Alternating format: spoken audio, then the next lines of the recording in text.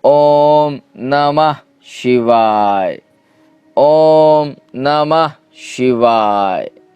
हर हर Mahadev.